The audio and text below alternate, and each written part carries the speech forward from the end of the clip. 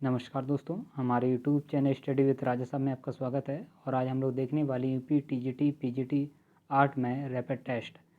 चलिएगा देखते हैं। और पहला क्वेश्चन है, प्रागैतिहासिक कला का अर्थ है। ऑप्शन नंबर ए है आधुनिक कला, ऑप्शन नंबर बी है मध्यकालीन कला, और ऑप्शन नंबर सी है सिंधु घाटी सभ्यता की कला, और ऑप्शन नंबर डी है ऐतिहासिक काल के पूर्व की कला। देखिएगा इसका जो सही आंसर हो जाएगा वो हो जाएगा ऑप्शन नंबर डी, ऐतिहासिक काल के पूर्व की कला। देखिएगा, हम ऐतिहासिक काल की बात करें, देखिए उस काल को कहा जाता है जब मानव का तो अस्तित्व में था लेकिन उसका कोई लिखित वर्णन हमें प्राप्त नहीं हुआ है। उसी क्या कहते हैं, ऐतिहासिक काल की पूर्व कला कहते हैं। आगे बढ़ते हैं। क्वेश्चन नंबर 2 है, प्रागैतिहासिक चित्रों के संदर्भ में निम्नलिखित कथनों में से कौन सा कथन असत्य है। मतलब हमें असत्य गलत बताना है। ऑप्शन नंबर ए है प्रागैतिहासिक चित्रों में दमकता लाल, चमकीला नीला एवं प्रफुल्ल हरा रंग भरा गया है।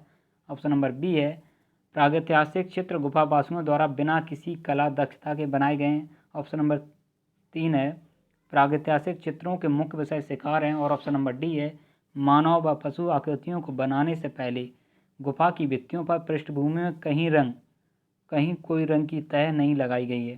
तो इसका जो सही आंसर हो जाएगा वो हो जाएगा ऑप्शन नंबर सी, प्रागैतिहासिक चित्रों का मुख्य विषय शिकार। ठीक है, आगे बढ़ते हैं। क्वेश्चन नंबर 3 देखते हैं। फ्रैंको कैंटाब्रियन क्षेत्र किसे कहते हैं। ऑप्शन नंबर ए है यूरोपीय प्रागैतिहासिक चित्रों का प्रमुख केंद्र। ऑप्शन नंबर बी है फ्रांस की प्रारंभिक कला का प्रमुख केंद्र। ऑप्शन नंबर सी है फ्रांस की मिधी क्षेत्र, और ऑप्शन नंबर डी है भूमध्य सागरीय कला का केंद्र। तो इसका जो सही आंसर हो जाएगा वो हो जाएगा ऑप्शन नंबर ए, यूरोपीय प्रागैतिहासिक चित्रों का प्रमुख केंद्र कहा जाता है। ठीक है, आगे बढ़ते हैं। क्वेश्चन नंबर 4 देखते हैं। फ्रैंको कैंटेब्रियन क्षेत्र संबंधित है, किससे संबंधित है। ऑप्शन नंबर ए है धार्मिक कर्मकांड से, ऑप्शन नंबर बी है प्रागैतिहासिक कला से, ऑप्शन नंबर सी है आदिम गीत से, और ऑप्शन नंबर डी है मध्यकालीन कला से। तो ये किससे संबंधित है। ऑप्शन नंबर बी सही हो जाएगा, प्रागैतिहासिक कला से। क्योंकि देखिएगा क्वेश्चन नंबर 3 देखिए, इसमें पूछा गया था किससे संबंधित, तो यहाँ पर हमने क्या बताया यूरोपीय प्रागैतिहासिक। तो यहाँ पर क्या है, यहाँ पर प्रागैतिहासिक कला पूछा गया ओनली। तो क्वेश्चन आप समझ रहे हैं ना किस तरीके से आपसे क्वेश्चन पूछ सकता है। आगे बढ़ते हैं। क्वेश्चन नंबर 5 देखते हैं। भारत में प्रागैतिहासिक चित्र कहाँ प्राप्त हुए हैं। ऑप्शन नंबर ए है मुजफ्फरपुर, ऑप्शन नंबर बी है बिंदकी, ऑप्शन नंबर सी है खुरजापुर, और ऑप्शन नंबर डी है सरगुजा। तो इसका जो सही आंसर हो जाएगा वो हो जाएगा ऑप्शन नंबर डी, सरगुजा।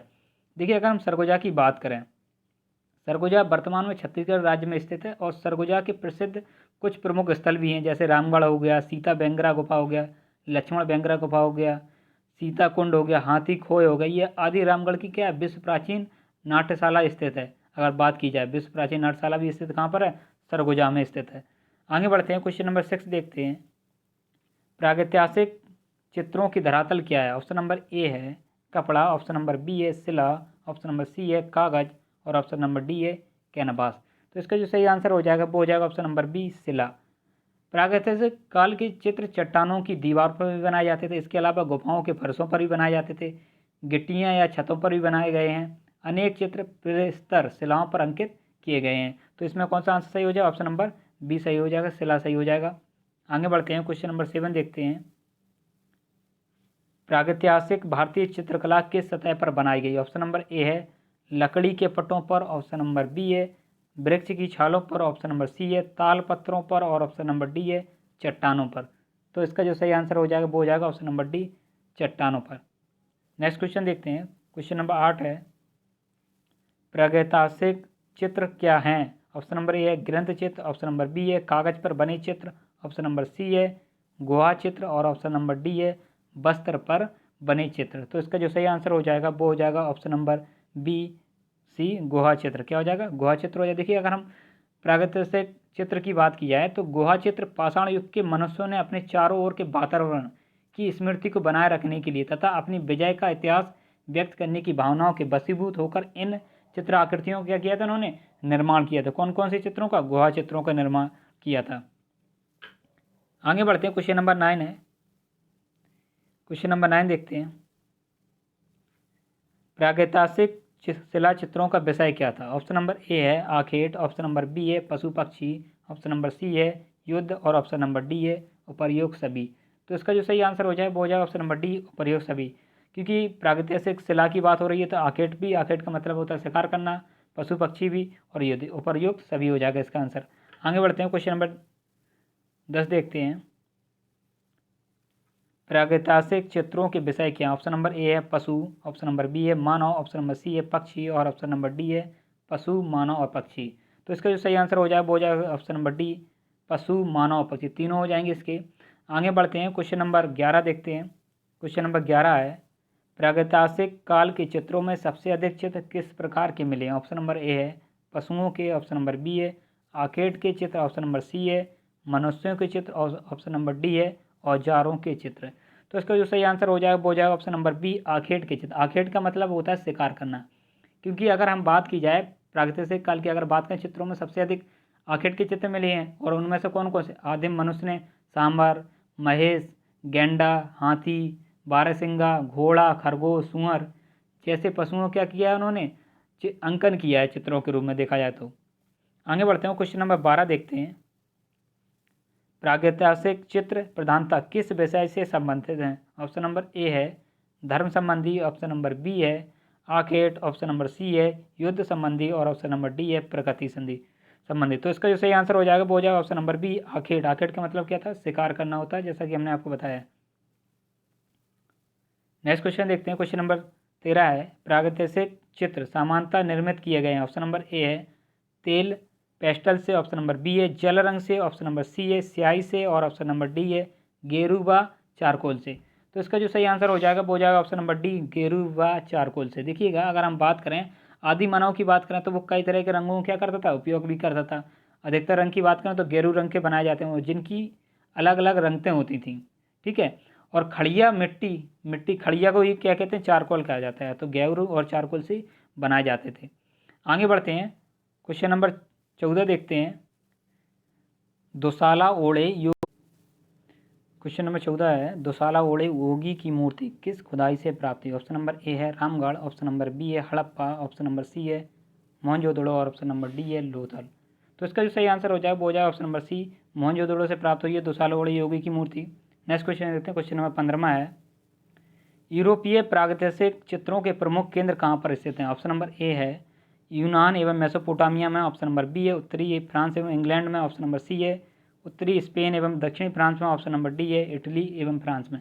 तो इसका जो सही आंसर हो जाएगा वो हो जाएगा ऑप्शन नंबर सी, उत्तरी स्पेन एवं दक्षिणी फ्रांस में, ठीक है। सबसे अधिक यूरोपीय प्रागैतिहासिक काल की बात हो रही तो कहाँ पर हैं प्रमुख केंद्र? कहाँ पर? उत्तरी स्पेन एवं दक्षिणी फ्रांस में पाए गए हैं सबसे अधिक। नेक्स्ट क्वेश्चन देखते हैं, क्वेश्चन नंबर 16 है, दजला फरात नदियों के दोआब में पनपी सभ्यता क्या है? ऑप्शन नंबर ए है मिस्र की सभ्यता, ऑप्शन नंबर बी है यूनान की सभ्यता, ऑप्शन नंबर सी है मेसोपोटामिया की सभ्यता, और ऑप्शन नंबर डी है पाकिस्तान की सभ्यता। तो इसका जो सही आंसर हो जाए वो हो जाए ऑप्शन नंबर सी, मेसोपोटामिया की सभ्यता। अगर हम मेसोपोटामिया सभ्यता की अर्थ की बात करें तो इसका जो अर्थ होता है वो होता है दो नदियों के बीच। दो नदियाँ कौन कौन सी होंगी? एक दजला हो गई, दूसरी फरात। नेक्स्ट क्वेश्चन तरह आगे बढ़ते हैं, क्वेश्चन नंबर 17 देखते हैं। दजला और फरात नदियों के दोआब में पनपी सभ्यता है, इसका सेम रिपीट क्वेश्चन हो गया। आगे बढ़ते हैं, क्वेश्चन नंबर 18 देखते हैं। मेसोपोटामिया की सभ्यता किस देश की है? मेसोपोटामिया की सभ्यता किस देश की है? ऑप्शन नंबर ए है पाकिस्तान, ऑप्शन नंबर बी है ईरान, ऑप्शन नंबर सी है अफगानिस्तान, और ऑप्शन नंबर डी है इराक। तो इसका जो सही आंसर हो जाएगा वो हो जाएगा ऑप्शन नंबर डी। इसका जो सही आंसर हो जाएगा वो हो जाएगा मेसोपोटामिया की पूछी गई तो वो क्या हो जाएगा? इराक हो जाएगा। देखिए आपको क्वेश्चन में कहीं कहीं ईरान भी मिलेगा, ठीक है। और इसका जो सही आंसर है वो क्या है? इराक है। नेक्स्ट क्वेश्चन की तरह आगे बढ़ते हैं, क्वेश्चन नंबर 19 है, सिलेंडर सील का संबंध निम्न में से किस कला से संबंध है? ऑप्शन नंबर ए है मिस्र की कला, ऑप्शन नंबर बी है मेसोपोटामिया की कला, ऑप्शन नंबर सी है भारतीय कला, और ऑप्शन नंबर डी है ईरान की कला। तो इसका जो सही आंसर हो जाएगा वो हो जाएगा ऑप्शन नंबर बी, मेसोपोटामिया की कला को ही क्या कहते हैं? सिलेंडर सील का संबंध है मेसोपोटामिया की कला से। देखिएगा 3500 ईसा पूर्व के आसपास की अगर हम बात करें तो सिलेंडर सील का क्या हुआ था? आविष्कार हुआ था। यह एक बेलन था। कैसा था? यह एक बेलन था जिस पर चित्रों को उकेरा गया था, जिसे गीली मिट्टी पर रोल करके तस्वीरों में कहानी को क्या कहते थे? उत्कीर्ण किया जाता था। एक तरह का एक बेलन था ये। आगे बढ़ते हैं, क्वेश्चन नंबर 20 देखते हैं। नील नदी की घाटी में पनपी सभ्यता है, ऑप्शन नंबर ए है सिंधु सभ्यता, ऑप्शन नंबर बी है चीनी सभ्यता, ऑप्शन नंबर सी है मिस्र की सभ्यता, और ऑप्शन नंबर डी है मेसोपोटामिया की सभ्यता। तो इसका जो सही आंसर हो जाएगा वो हो जाएगा ऑप्शन नंबर सी, मिस्र की सभ्यता। क्या हो जाएगी? मिस्र की सभ्यता। मिस्र की सभ्यता की हम बात करें तो इसका जो विकास हुआ था वो नील नदी के किनारे हुआ था। नील नदी विश्व की सबसे प्राचीन सभ्यता थी। कैसी थी? सभ्यता का आधार थी।